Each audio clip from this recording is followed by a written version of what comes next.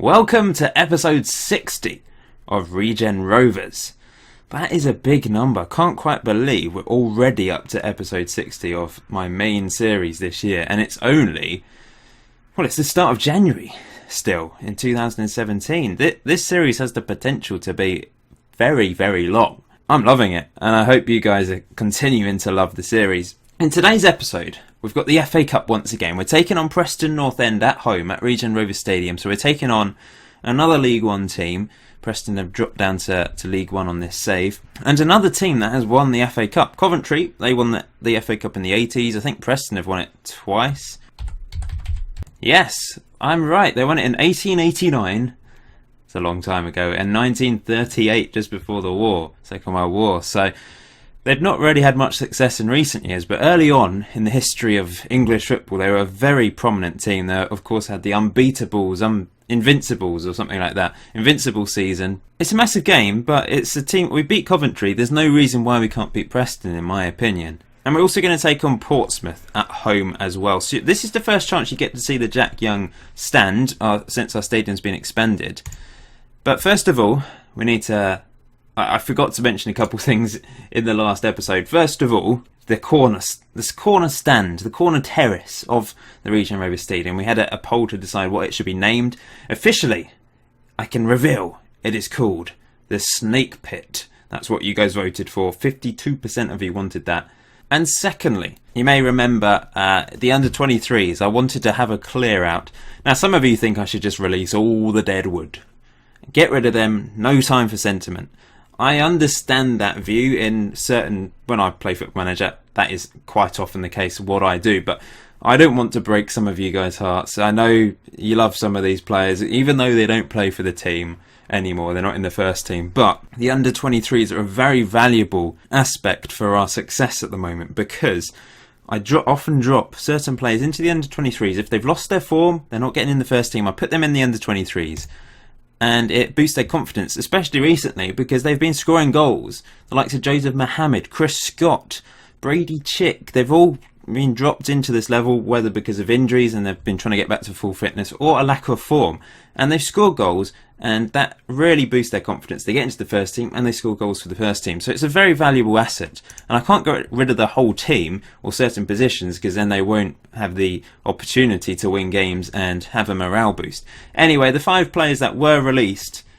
James Fontana, I'm not surprised by that. He was bottom because I've never really talked about him at all. I signed him, I think, a year ago. I introduced him, and that was it. You haven't seen him, so I'm not surprised he was bottom. There's no affinity between you and him. Alex Pitt has gone. Joshua Yadom has gone, one of the original players we signed.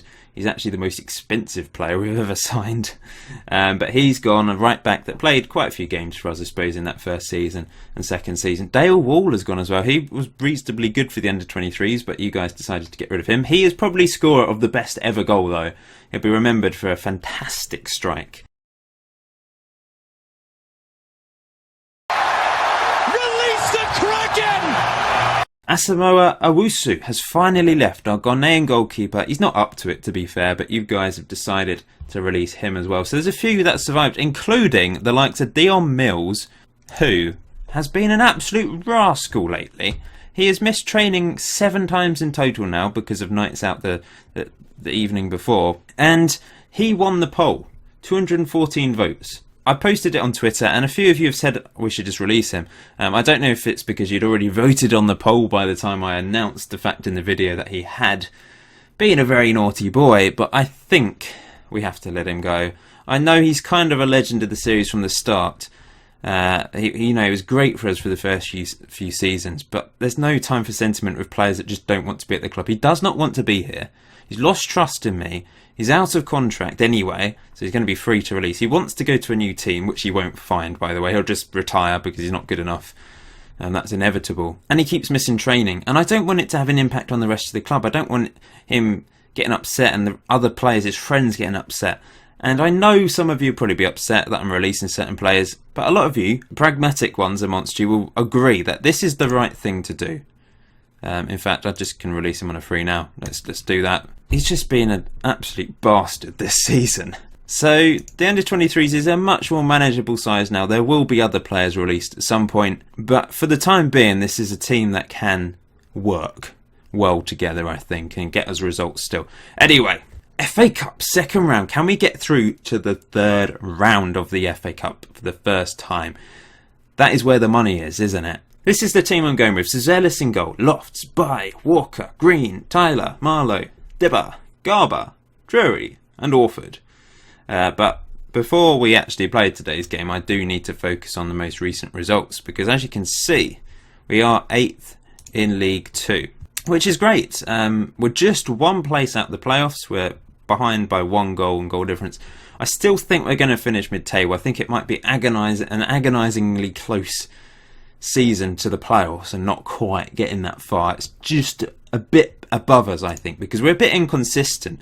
We did go 6 league games without winning until most recently. Now, since the last episode, we've played 5 games, the first of which was a really good 4-1 win against the Fulham under-23s, who had already qualified for the next stage of the Checker Trade Trophy. We'd already been knocked out, but it's still a very, very good win. Keith Stacey opened the scoring for Fulham, but we turned it around in the second half brilliantly. Marvellous performance from us. Spencer Drury got the first goal. Orford has been sensational. If I hadn't done a player diaries on him already, I'd definitely be doing him. But that was a great finish from Drury. I can't really do player diaries for the same player twice because of the whole information screen I do. We've already seen the information about him. Maybe I could, I don't know. I just feel maybe the player diaries should be every now and then going forwards. This was the second goal then. Tim Green has done really well in the first team since winning his place back from on loan David Stewart. Mohamed with his second goal of the season. Really good to see him scoring. He scored a few goals for the under-23s. It's nice to see him scoring in the first team. Craig Palmer finally got his second goal of the season. This is Miguel playing today. Rare appearance for him. He's been doing quite well in the under-23s. Great assist as well. Brilliant finish from Palmer. And we rounded it off with a fourth, and it was a cracking strike from Dibber once again. He does like a good goal. Look at this. Brilliant finish. Top right-hand corner. Very pleasing win, despite the fact, we're not getting through to the next stage of the not Johnston Smith Trophy, the Checker Trade Trophy. Next game, 2-2 draw at home against Doncaster Rovers. Incidentally, only about 250 turned up for the Checker Trade game, by the way.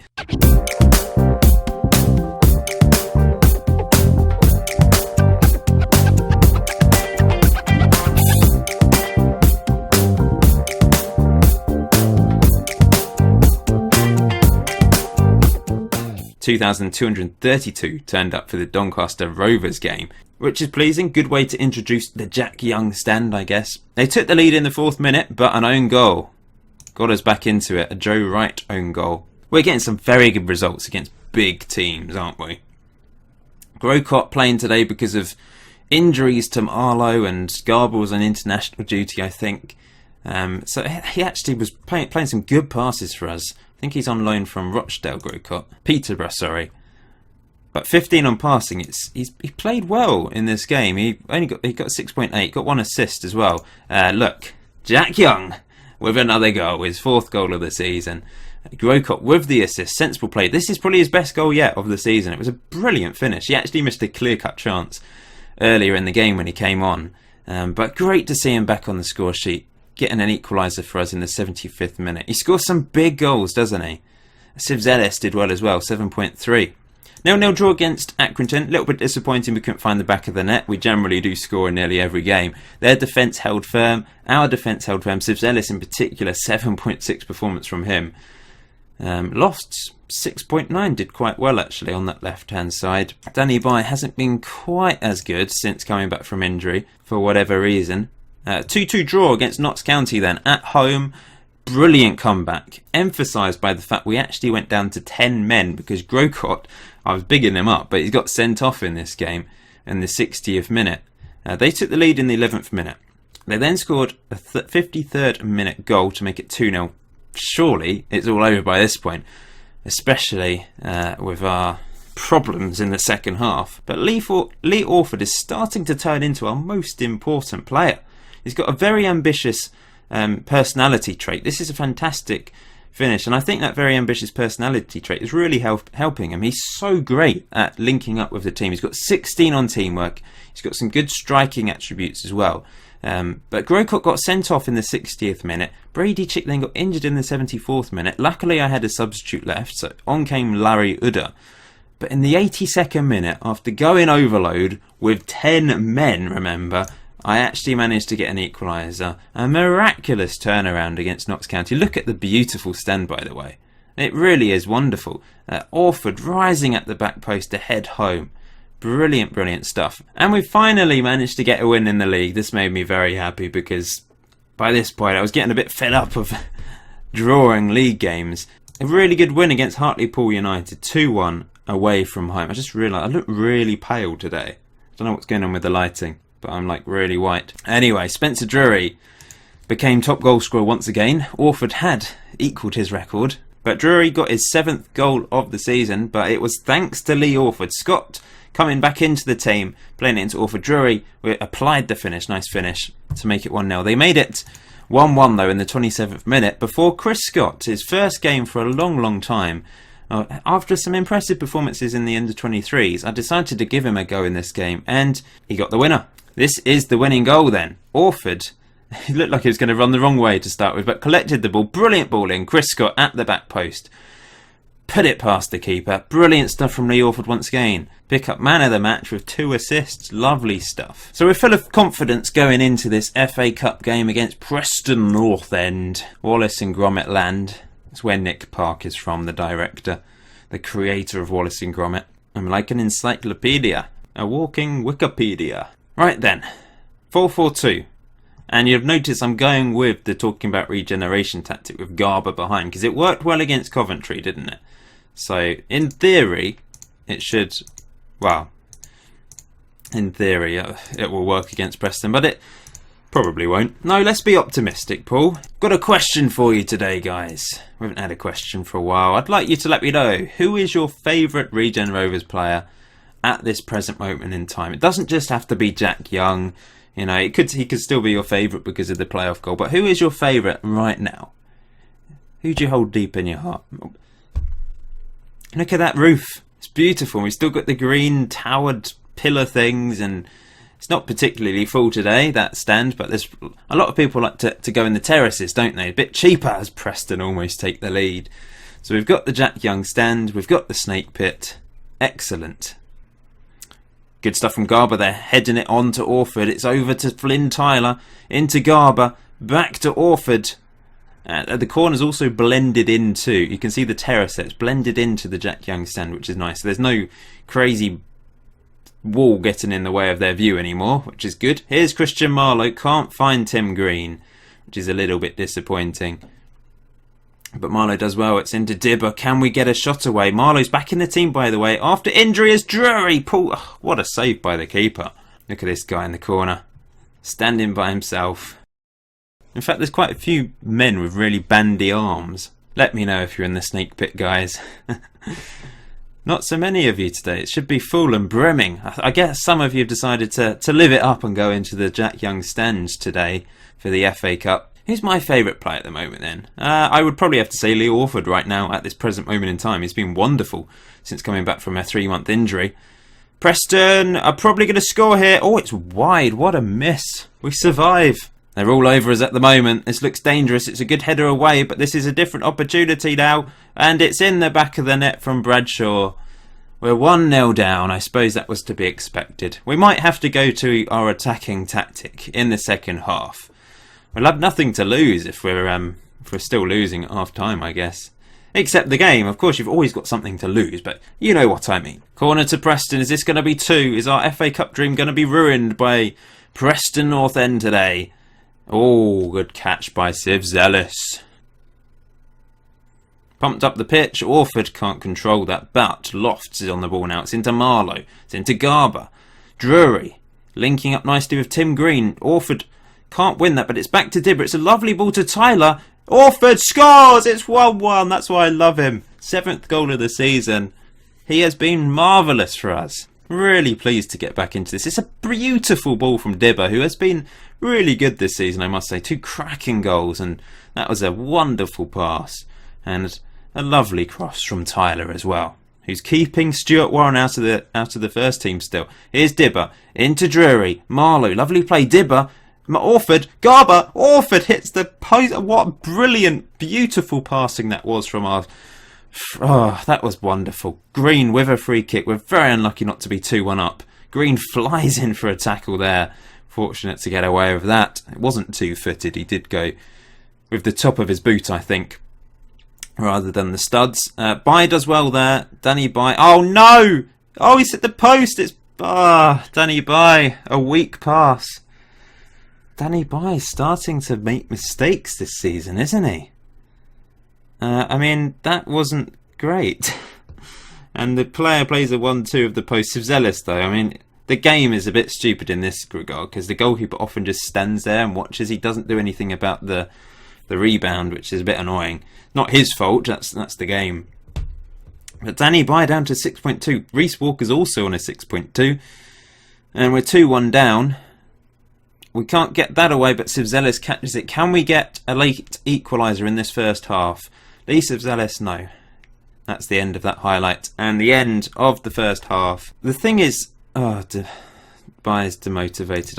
I'm going to have to use my man management skills here. I'm just going to say unlucky. That's motivated him. Now, the reason why I play him in the middle is basically because he's the best man for the middle position. It's a defensive centre-back cover role.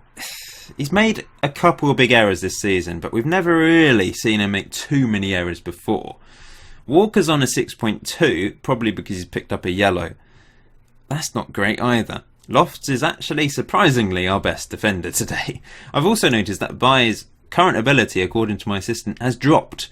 It's only 2.5 stars, which is actually a lot worse than Lofts, which is 3.5 stars, and Walker, who is 3.5 stars himself as well, which is very strange. Apparently he is our third best defender after Lofts and Walker.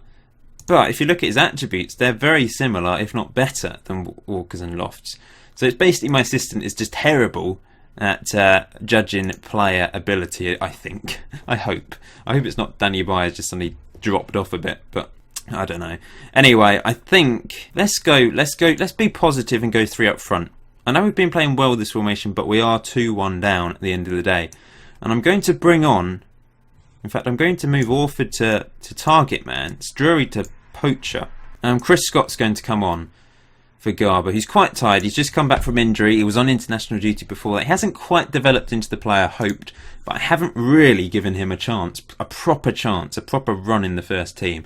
Although that is also the fault of Nigerian under-20s, to be honest. He is improving though, as you can see. Trainings go well. I'd have high hopes of him, but because of international duty and the fact Dibber and Marlowe have been our main central midfielders, and when Marlowe was injured, Garber was out, injured or in international duty, he's not really had a chance. Anyway, blabbering away. Shut up, Paul. Let's get on with the second half. What I'm going to do though, before we start, we're going to go a little bit more attacking and push up as well.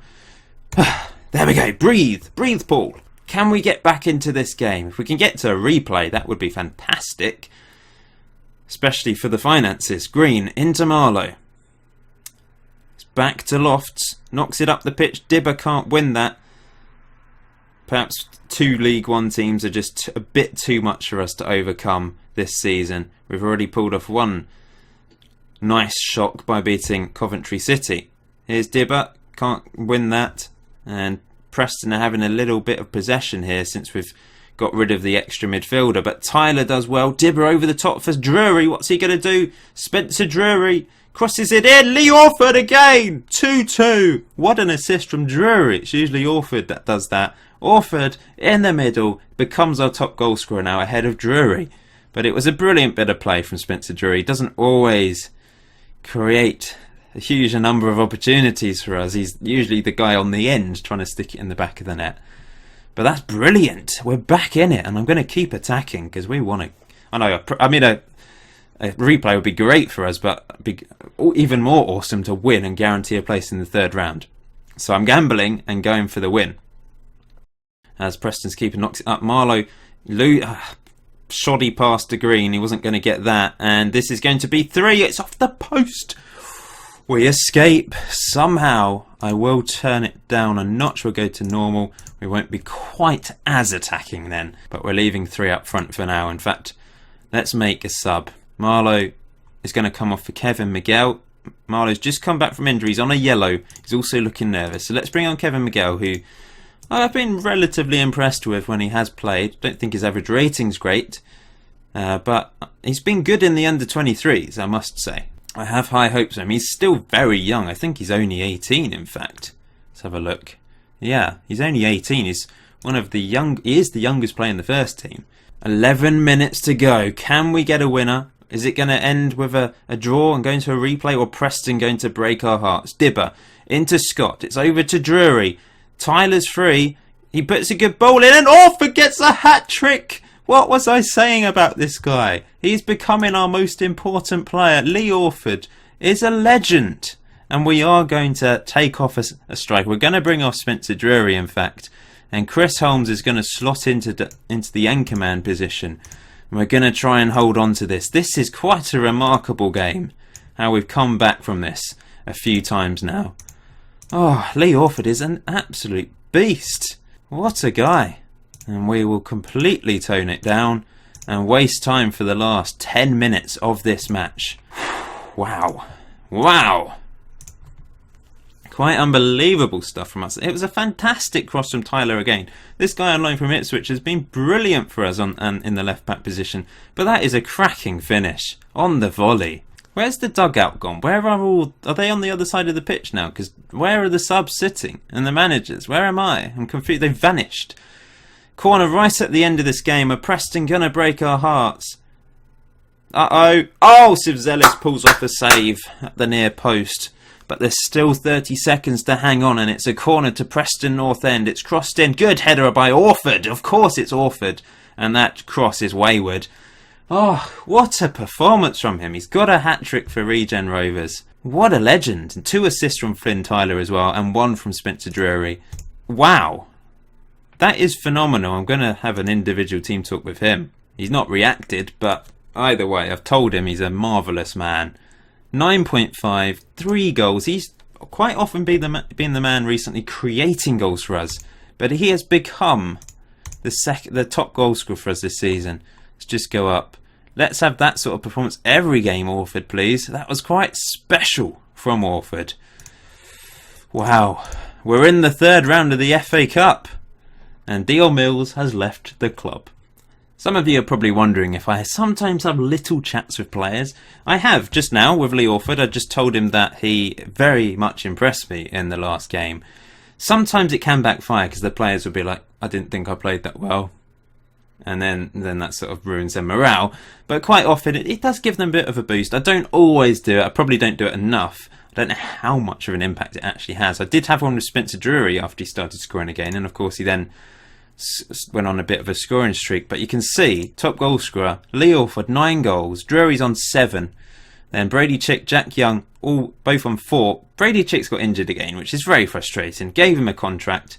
He's a little bit injury prone, but he's very important to us when he does play. Chris Scott's on 3, 2 each for Palmer, Mohammed, Dibber and Uda. We really need to get Palmer and Uda scoring. I thought they'd be pushing on, especially Palmer, of course. It doesn't really matter about Uda because he's on loan, but I thought it added to the team. He hasn't really done that. Assists wise, Flynn Tyler's now got 6 assists from left wing back, doing really well.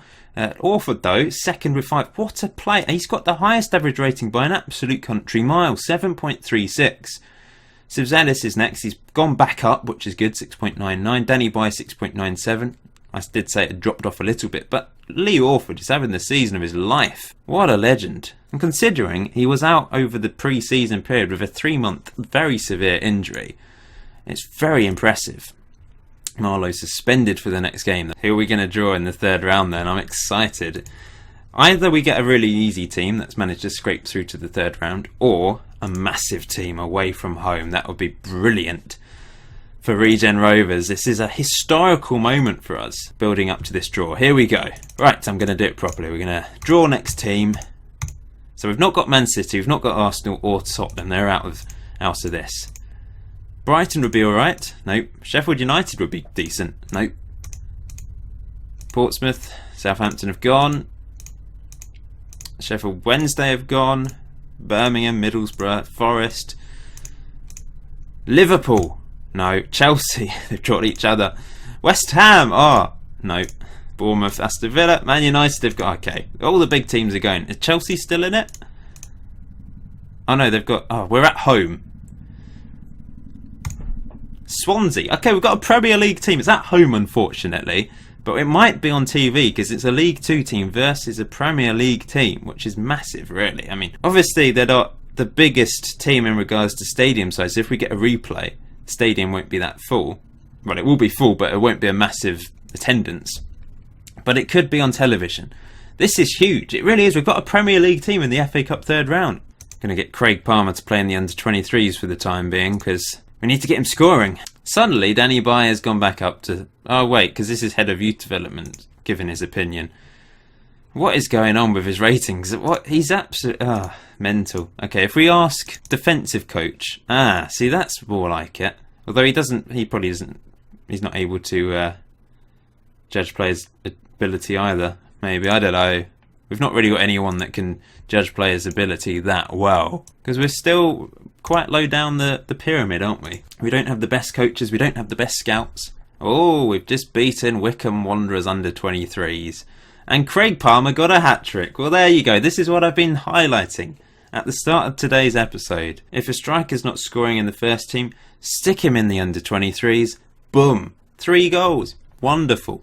Jack Young and Chris Scott also picked up decent performances, 7.2, 7.2. Scott got an assist. Warren, I put him in the under-23s. He's got an assist. That's boosted his morale a bit. David Stewart, the right wing back. Alex Hall in goal, our backup keeper. It just really boosts these players and gives them game time. Even played Marlowe because he's suspended for the next game. Oh no, Mohammed wants to discuss personal matters. Perhaps sending him out on loan. That's a good idea, actually, in a way. He's not first choice this year. He's only 19. He's scoring goals for the under-23s. And he scored a couple for the first team. He scored 1 in the league, 1 in the Checkatrade Trophy. But he's certainly not going to be first choice. But perhaps next season he could be if we send him out on loan. As long as he's playing, first team football. So if I offer him out, I won't move him to our affiliate because that's way too low down, really. Maybe a Conference South team. So if I offer him out on loan, don't care about wages. No one needs to pay his wages, otherwise they won't really want him. But if I say key player as a striker, then hopefully someone will come in for him. Here we go. Oh, key player, St Albans. There's lots of teams coming in for him now. St Albans City are in the Vanarama League North, which is so strange. St Albans in the Northern League. So I'll accept that, and they're willing to pay his wages, which is absolutely brilliant. So they obviously want him. As do Billericay Town, who are in the Southern League, they're 14th, doing quite well actually, Billericay. They want him, so we'll just accept it and he can decide who he wants. Now I'm going to reject Redditch because they're not paying wages. I might as well accept the wage ones for now. Team's willing to pay £425 a week. Margate, that's backup, so that's definitely not good enough. Bognor Regis, don't want to pay wages. So hopefully I want to go to either Billericay or to St Albans, not too far away from Reigate. I just feel if he's scoring goals in the first team of a National League South or North team, that'd be very beneficial for him. Got the washing up in the background once again, guys. This is basically the drying room. It's a study / drying room because it's the warmest room in the house. Got the boiler in. So in winter, when you can't really hang stuff outside, this is where it goes. And for whatever reason, quite often, more often than not, when I decide to record, there's some washing hanging up. I'm actually doing all the players' washing. That's what I've become. Let's start this match then. Big team in Portsmouth. And right now, I'm going to interrupt. Bye.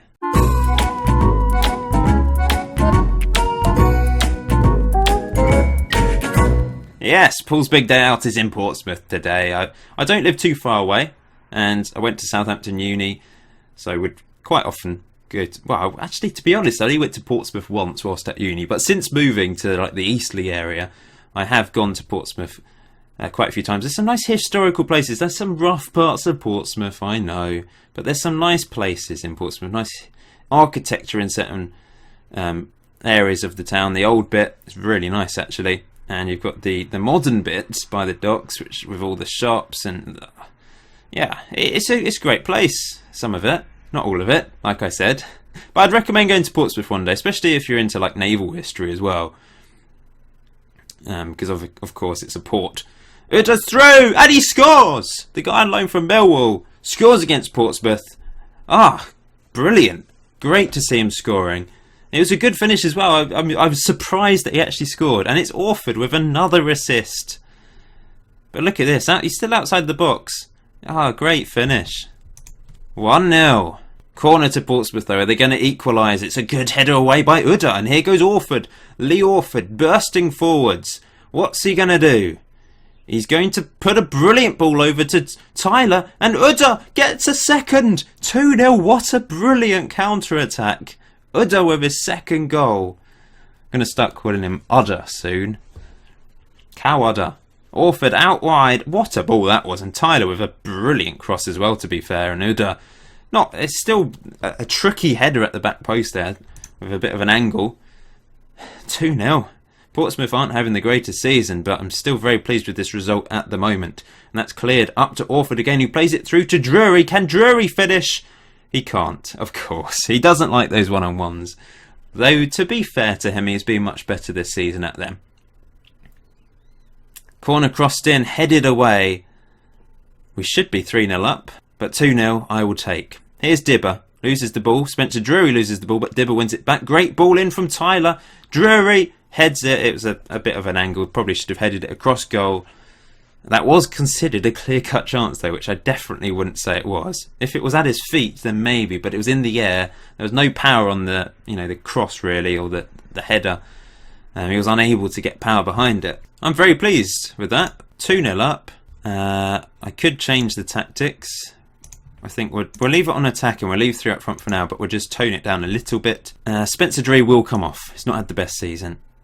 Best game, and I'm actually going to give Mohammed a chance. Now if he scores lots of goals, then maybe I should keep him at the club, but this could be maybe a goodbye goal from him before he goes out on loan for the rest of the season. Maybe it's a wrong decision to let him go, but I feel he'll probably benefit. Orford's picked up a knock. I think he will benefit by going out on loan. And Craig Palmer's going to come on. He's just scored a hat-trick a few days ago for the under-23s. Let's see if he can get another goal today. Hope Orford's injury isn't serious. He is one for picking up knocks, as is Brady Chick. They both are a little bit injury prone. Whether it's their fault, I don't know. Dibber, that was a pointless ball, but we've got lucky. Garber picked it up, and here's Craig Palmer. Nice ball to Tyler. Tyler is back to Dibber. Lovely ball into Mohammed. Through to Udda. It's wide. It's a good save by the keeper. I suppose he did everything right. He was aiming for the corner, but the keeper made a good save, and Tim Green puts the corner in, and Walker heads that well wide. Another corner. We've been all over them. Mohammed, he can take corners, and that's in the back of the net from Dibber. So Mohammed gets an assist. We're 3-0 up. This is very surprising. Yeah, I think Mohammed's actually our best free corner taker at the club. The defender completely missed the ball, and Dibber just placed it into the corner. Wasn't expecting it to come to him, I don't think, but he found the back of the net, and this has been a very good episode so far. Sivzelis, 7.6. We haven't really seen Portsmouth do anything, but they must have done something behind the scenes, because he's got a good rating, and it's 12 minutes to go. We're 3-0 up. Udda back to Dibber. Lovely ball out wide to Tyler, who can't control it with his head. And maybe Portsmouth can break here. But Garber does well. It's into Dibber. It's back to Garber. It's through to Palmer. Here's Udda. Lovely ball to Green. Green crosses it in. Mohammed. Oh, he had to score that. I mean, and that's probably the reason why I should loan him out. Because how has he missed that? That was truly atrocious. He's hit it straight at the keeper. The only place. He's got 3 yards out. It's an open goal pretty much. That's poor, I'm afraid. We're going to bring Garber off for the last few minutes just to... He's on a yellow, so we don't really need him getting a red card, do we? We could have won 5-0 today. We've been that dominant in front of goal. 5 clear-cut chances, 2 half chances. Possession-wise, 42%, but that's not how we play. Walker does well there, but Portsmouth back on the attack with 7 minutes to go. Let's just go to counter then for the last few minutes. Here's a cross in. It's a good balling, well defended by Lofts and cleared by Bai up to Palmer, who sensibly back to Lofts. And is this going to be another opportunity? Dibber over the top, Mohammed. Maybe this time he can make amends. He does. He gets the going away present. He missed a terribly easy chance. That one was relatively easy, one-on-one with the keeper. He found the back of the net. It's a lovely ball from Dibber though. Dibber is just, what a player. What a player in midfield we have. It is a great finish, to be fair. He had 2 players closing him down. And 4-0 against Pompey is a brilliant result. Headed away there, that corner. Don't know who it was, but Lofts over for Palmer. 15 seconds to go. Is there going to be a fifth? It's crossed in, it's knocked away. I don't think there is going to be a fifth. Tim Green, that's blocked. And the final whistle is going to blow any second now. This is one of the best wins in our history because it was so clinical. 4-0 against a very strong League 2 team. Of course, they're not having a great season. They're in mid-table. But still, we're not expected to thrash Portsmouth 4-0. We're not expected to thrash anyone 4-0. But we've managed it today. A 3-2 win against Preston, a 4-0 win against Portsmouth. This has been an incredibly positive episode. And we're unbeaten in all competitions for quite a few games. I'm amazed. Smash that like button for today's episode. And let me know who is your favourite player in the Regen Rovers squad right now. For me, it's definitely Lee Orford. Thanks for watching, guys. I'll see you in the next episode.